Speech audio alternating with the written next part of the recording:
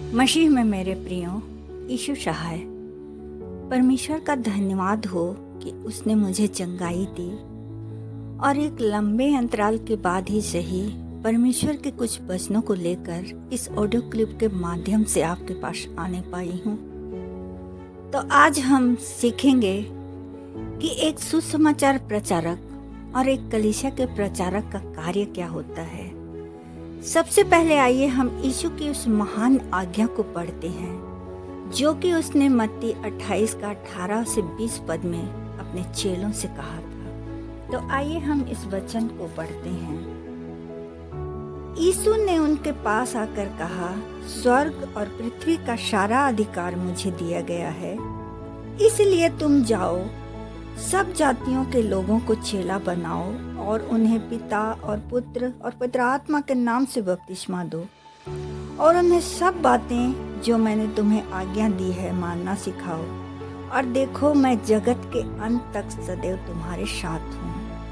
ये यीशु ने अपने चेलों से एक महान आज्ञा में कहा था और यीशु ने एक और भी आज्ञा उनको दी थी अपने स्वर्गारोहण से पहले। तो आइए हम उसको भी देखते हैं। यीशु ने अपने चेलों से कहा था, और देखो जिसकी प्रतिज्ञा मेरे पिता ने की है मैं उसको तुम पर उतारूंगा, और जब तक स्वर्ग से सामर्थ ना पाओ तब तक तुम इसी नगर में ठहरे रहो। तो इन दोनों वचनों को हम जब पढ़ते हैं तो आगे क्या देखते हैं कि यीशु के स्वर्गारोहण के पश्चात चेलों पर और मसीही समाज पर बहुत ही सताव आया था और आज भी ये चालू है, हो ही रहा है। पर उन्होंने अपना धीरज नहीं खोया। यीशु के आदेशानुसार यरूशलेम में ही डटे रहे, और जब पेंतीकोस्त के दिन पवित्र आत्मा उन पर उतरा तो उन्हें सामर्थ प्राप्त हुआ और सब जातियों को सिखाने के लिए उनको अनेक प्रकार की भाषा बोलने का वरदान मिला, और वे तब चल पड़े प्रचार करने के लिए। पतरस, याकूब, यूहन्ना और उसके बाद पौलुस, बरनबास, सिलास, तीमुथियुस, तीतुस, ये सब एक सुसमाचार प्रचारक थे जिन्होंने की प्रचार भी किया और अनेक प्रकार के सामर्थ के काम भी किए। एक सुसमाचार प्रचारक का कार्य यही होता है कि वे गांव-गांव, नगर-नगर घूम कर यीशु का प्रचार करते हैं। जो लोग अविश्वासी हैं, अंधकार में पापमय जीवन जी रहे हैं, उन्हें यीशु का सुसमाचार सुनाते हैं ताकि वे विश्वास करके प्रभु को अपनावें, प्रभु का अंगीकार करें और उनका उद्धार हो। फिर वे उस जगह में कलीसिया की स्थापना करते हैं और वहाँ के लोगों के लिए एक अगुआ या प्रचारक ठहराकर आगे बढ़ जाते हैं। यही एक सुसमाचार प्रचार का कार्य होता है। आइए हम जानते हैं कि एक कलीसिया का जो अगुआ बनना चाहता है उनमें क्या क्या विशेषताएं या गुण होने चाहिए। सबसे पहला तो उनको बेसिक बाइबल का नॉलेज होना चाहिए। बाइबल क्या है, बाइबल का अर्थ क्या है। बाइबल का अर्थ है पुस्तक। लैटिन में और ग्रीक में बाइबल को बिब्लिया कहते हैं। बाइबल को दो भागों में बांटा गया है, पुराना नियम और नया नियम। पुराना नियम कहता है मसीहा आएगा, नया नियम कहता है मसीहा आ चुका। पुराने नियम में 39 पुस्तकें हैं और नए नियम में 27 पुस्तकें, कुल मिलाकर 66 पुस्तकें हुई। बाइबल क्या है? बाइबल के द्वारा परमेश्वर सृष्टि की रचना पर अपनी भावनाएं प्रकट करता है। प्रेम किया उसने, इतना प्रेम किया कि सृष्टि को बनाया, सृष्टि में मनुष्यों को और सभी जीव जंतुओं को बनाया। क्रोध किया तो नूह के परिवार को और कुछ जलचर, स्थलचर और नभचर के जोड़ों को छोड़ सबका नाश कर दिया। पछताया तो फिर से मनुष्यों को और सारे जीव जंतुओं को पृथ्वी पर स्थापित किया। फिर से सारी पृथ्वी पर जल प्रलय ना लाने के लिए उसने वाचा का चिन्ह धनुष ठहराया। आइए हम देखते हैं बाइबल को समय समय पर परमेश्वर की प्रेरणा से 40 लोगों ने लिखा। इसे लिखने में 1600 वर्ष लगे और अब तक 1200 से भी अधिक भाषा या बोलियों में इसका अनुवाद किया जा चुका है। ये सारी बातें आज संडे स्कूल के एक छात्र को भी जानना पड़ता है और जानते भी हैं। तो जब ये बेसिक बाइबल नॉलेज को एक संडे स्कूल के बच्चे जानते हैं तो एक कलीसिया के होने वाले प्रचारक या अगुआ को तो जानना ही चाहिए।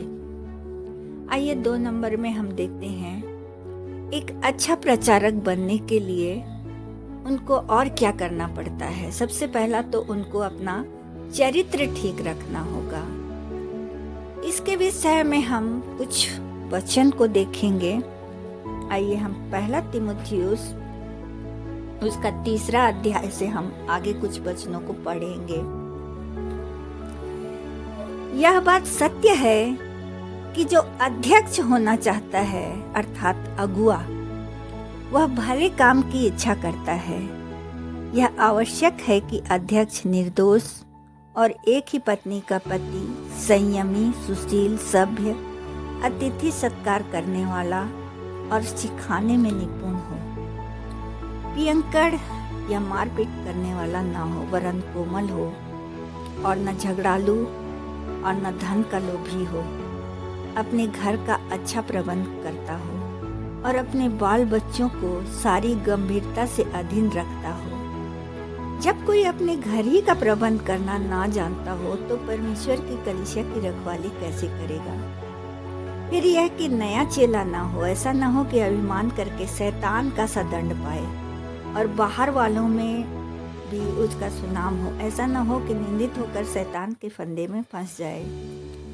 वैसे ही सेवकों को भी गंभीर होना चाहिए, दुरंगी, पियंकड़ और नीच कमाई के लोभी ना हो, पर विश्वास के भेद को शुद्ध विवेक से सुरक्षित रखें और ये भी कि पहले परखे जाएं, तब यदि निर्दोष निकलें तो सेवक का काम करें।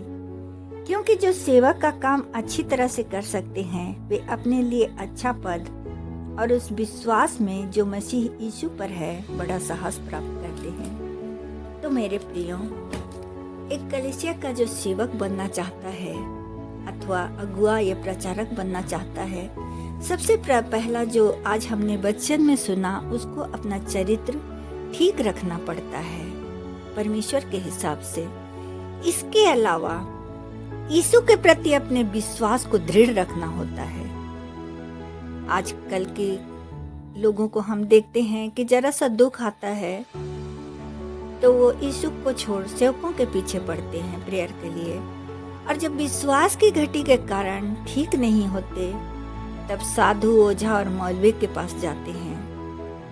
वह तो शैतान का सेवक ही है, वो तो ठीक करेगा ही। यीशु तक को शैतान ने परीक्षा लिया तो मनुष्य क्या चीज है। ऐसे लोगों को किसी भी कलीसिया का प्रचारक नहीं बनाना चाहिए। नंबर 3 में हम पाते हैं बाइबल को प्रार्थना के साथ पढ़ना है, ध्यान लगाकर पढ़ना है। अगर समझ नहीं आता है तो परमेश्वर से बुद्धि मांगना है।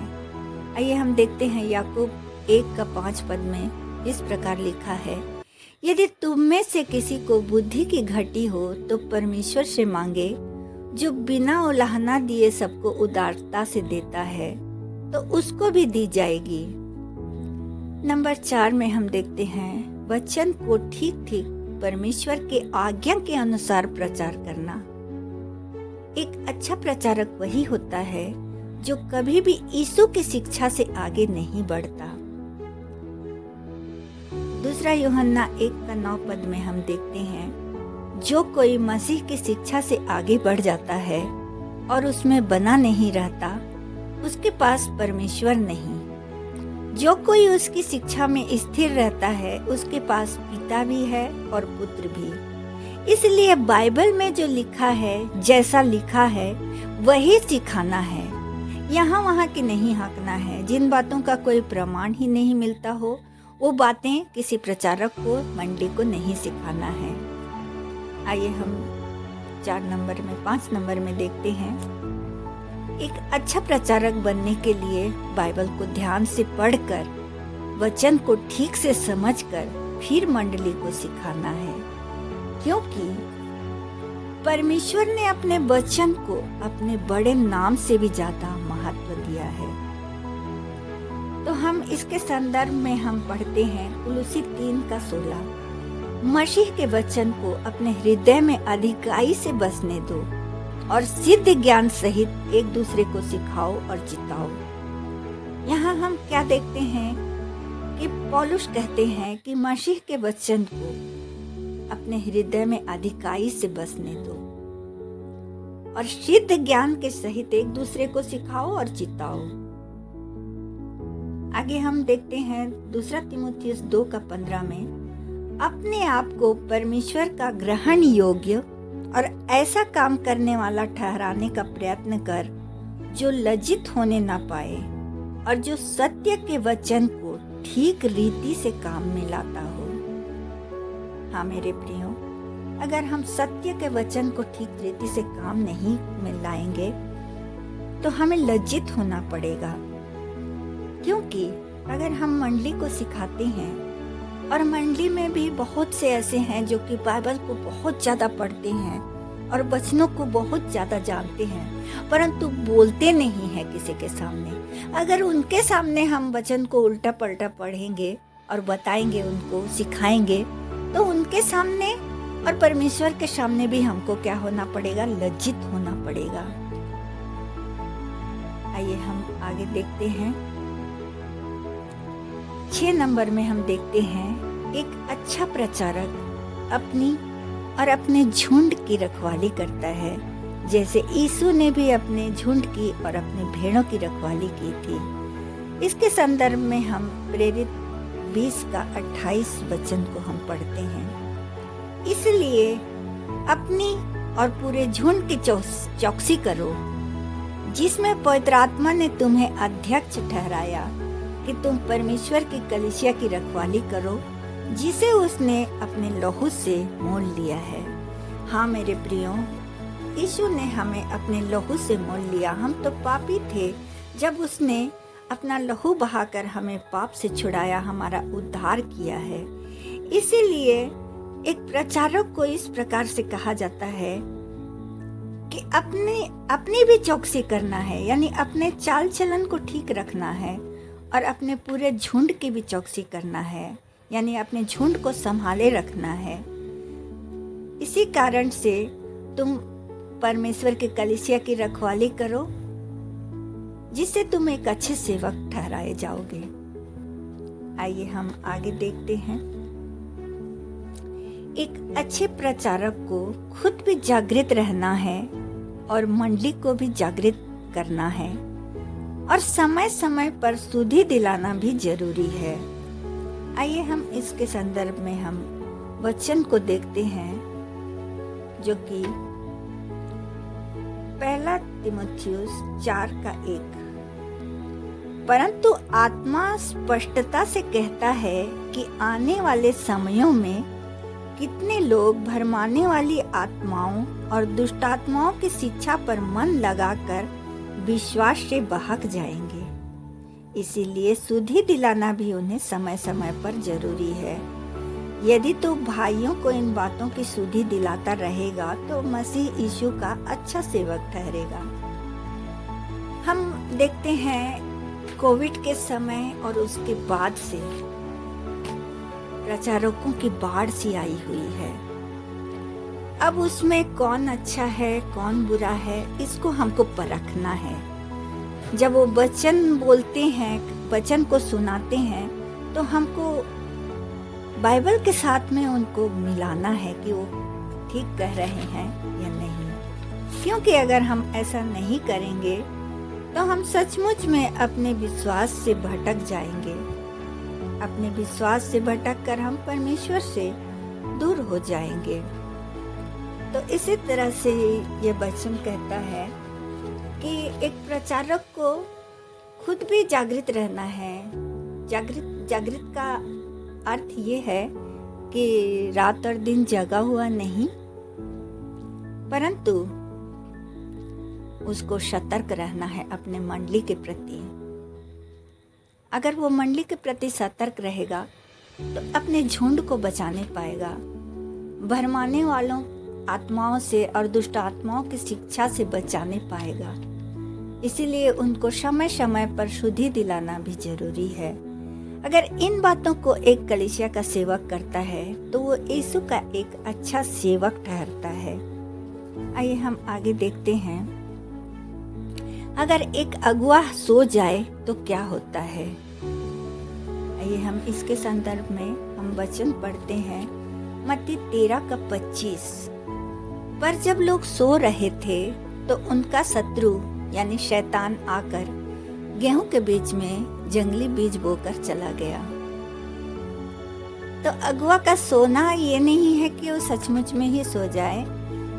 उसका अर्थ यह है कि वो मंडली के प्रति उदासीन हो जाए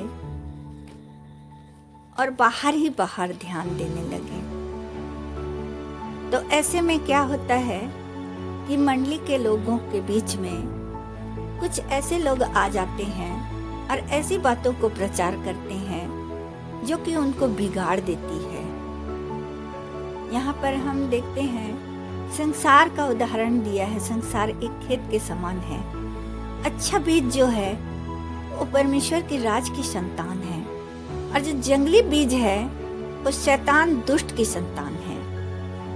आइए हम आगे को देखते हैं। एक अच्छा प्रचारक जो बनना चाहता है वो परमेश्वर को छोड़कर किसी से नहीं डरता है। सच में मेरे प्रियो, एक अच्छा प्रचारक जो बनता है या बनना चाहता है या बना हुआ होता है वह परमेश्वर को छोड़कर और किसी से नहीं डरता है, क्योंकि उसे अपनी मंडली को सुरक्षित रखना है और अपने आप को भी सुरक्षित रखना है। इसका हम पढ़ते हैं प्रेरित 4:29 में। हम पतरस के विषय में हम देखते हैं। जब पतरस ने एक लंगड़े भिखारी को अच्छा किया था और जब वो अच्छा हो गया तो वहाँ के जो सरदार थे, शास्त्री फरीसी थे और महायाजक लोग थे, वो सब उनको, याकूब को, यूहन्ना और पतरस को उन लोग घेर कर उनको धमकाते हैं कि तुम ये सब काम किसके सामर्थ्य से करते हो। और वो उनको बताते भी हैं कि हम ये सब यीशु के नाम से करते हैं, यीशु हमें सामर्थ्य देता है। और उनके साहस को देखकर वो लोग अचंभित हो जाते हैं कि ये लोग वही लोग हैं जो यीशु के साथ थे, एक अनपढ़ लोग हैं, इनको ऐसा ही आप कैसे हो गया। और फिर भी वो उनको धमकाते हैं और उनको जेल में भी डालने की धमकी देते हैं, परंतु लोगों से भी डरते हैं, क्योंकि जो लोग उन पर विश्वास करते हैं उनका भी उनको डर रहता है। इसीलिए उनको धमका कर छोड़ दिया जाता है और कहते हैं कि यीशु के नाम से और कुछ भी ना कहना, ना यीशु के नाम से कोई सामर्थ्य के काम करना। और इन्हीं सब बातों को देखकर जब पतरस अपने लोगों के पास आता है तो वह प्रभु से कहता है, अब हे प्रभु, उनकी धमकियों को देख और अपने दासों को यह वरदान दे कि तेरा वचन बड़े हियाव से सुनाए। इसी प्रकार से परमेश्वर भी प्रेरित 18:9 में पौलुस से कहता है, मत डर वरन कहे जा और चुप मत रह। तो आज के दिन भी हम देखते हैं कि इतने जगत में और हमारे भारत में भी कितने ही मसीही सताव हैं। हमने अपने ही उड़ीसा में देखा है, जो कि कंधामाल में लोगों पर इतना सताव आया, कितने लोग मारे भी गए। परंतु आज हम वहाँ देखते हैं कि वहाँ और भी मसीही लोग ज़्यादा से ज़्यादा बढ़ रहे हैं, आत्मा में आत्मिक हो रहे हैं। और भी कई जगहों में हम इन उदाहरणों को पाते हैं, जैसे कि मनोहरपुर में जब ग्राहम स्टेन्स को उनके बच्चों के साथ जला दिया गया, तो क्या उनकी पत्नी डर कर चली गई? नहीं, उन्होंने यहीं रहकर लोगों की सेवा की, प्रचार किया। आज वो भले जहाँ भी हों, परंतु उस समय वो डर कर नहीं गई। परंतु आज के समय में हमको क्या करना है कि अगर हमको प्रचार करना है, अपने लोगों को बचाए रखना है, तो हमको ऐसे लोगों से जो कि सताव लाते हैं, सताव करते हैं और आक्रमण करते हैं, उनसे अपने आप को भी बचाना है। क्योंकि अगर हम ही नहीं रहेंगे, हम ही मारे जाएंगे, तो सुसमाचार का प्रचार कौन करेगा और लोगों को कौन सिखाएगा। इसीलिए अपने आप को थोड़ा बचाकर, जैसे कि पहले पौलुस और पतरस भी करते थे, अपने आप को बचाए रखते थे और प्रचार करते थे, उसी तरह से आज भी हमको अपने आप को बचा कर रखना है और प्रचार करना है। आइए हम 9 नंबर में देखते हैं। एक सही प्रचारक जो होता है वो भेड़ियों को बर्दाश्त नहीं करता है। अब यहाँ भेड़िया तो जंगल वाला भेड़िया नहीं है, परंतु हाँ, जो भेड़ की खाल में भेड़िए होते हैं उनको जो एक अच्छा प्रचारक होता है वो बर्दाश्त नहीं करता है। आइए हम इसके संदर्भ में वचन पढ़ते हैं। श्रेष्ठ गीत 2:15। जो छोटी लोमड़ियाँ दाख की बारियों को बिगाड़ती हैं उन्हें पकड़ ले गया है। छोटी लोमड़ियाँ हो चाहे भेड़िए हो, जो कि दाख की बारी अर्थात कलीसिया को बिगाड़ते हैं, ऐसे लोगों को एक अच्छे प्रचारक को या तो उन्हें समझाना है या तो अपनी कलीसिया से बाहर का रास्ता दिखाना है, क्योंकि ऐसे ही लोग कलीसिया को बिगाड़ते हैं। क्योंकि एक गंदी मछली सारे तालाब को जिस प्रकार गंदा करती है, उसी प्रकार से ऐसे कुछ लोग होते हैं जो कि सारे कलीसिया को बर्बाद कर देते हैं। तो ऐसे भेड़ियों को एक अच्छे प्रचारक को किसी प्रकार से बर्दाश्त नहीं करना है। आइए हम आगे देखते हैं। एक अच्छे प्रचारक के अंदर आत्मिक गुस्सा होना चाहिए। जी हाँ मेरे प्रियो, एक अच्छा और सच्चा प्रचारक जो होता है उसके अंदर सचमुच में एक आत्मिक गुस्सा होता है। जैसे कि मसीही समाज में या कलीसिया में गड़बड़ी देखकर भी अनदेखा करने का अर्थ यही है कि आप परमेश्वर को नहीं, मनुष्यों को खुश करने वाले प्रचारक हैं। पौलुस के अंदर यह आत्मिक गुस्सा था। गलाती 1:10 में पौलुस कहते हैं, अब मैं क्या मनुष्यों को मनाता हूँ या परमेश्वर को? क्या मैं मनुष्यों को प्रसन्न करना चाहता हूँ? यदि मैं अब तक मनुष्यों को ही प्रसन्न करता रहता तो मसीह का दास ना होता। गलाती 2:11 में जब पौलुस कहता है, पर जब कैफा अंताकिया में आया तो मैंने उसके मुंह पर उसका सामना किया क्योंकि वह दोषी ठहरा था। हाँ मेरे प्रियो, पतरस ने यह दोष किया था क्योंकि वह पहले अन्य जातियों के साथ उठता बैठता था, खाता पीता था। पर जब बाहर से याकूब और कुछ अन्य भाई आए तो खतना वालों के कारण वह डर कर पीछे हट गया और उनसे कतराने लगा। यहाँ तक कि उसने इस प्रकार का कपट किया कि बरनबास भी उसके कपट में आ गया। और इन्हीं सब बातों को देखकर पौलुस उसको नाराज होता है और उसको बहुत बातें सुनाता है।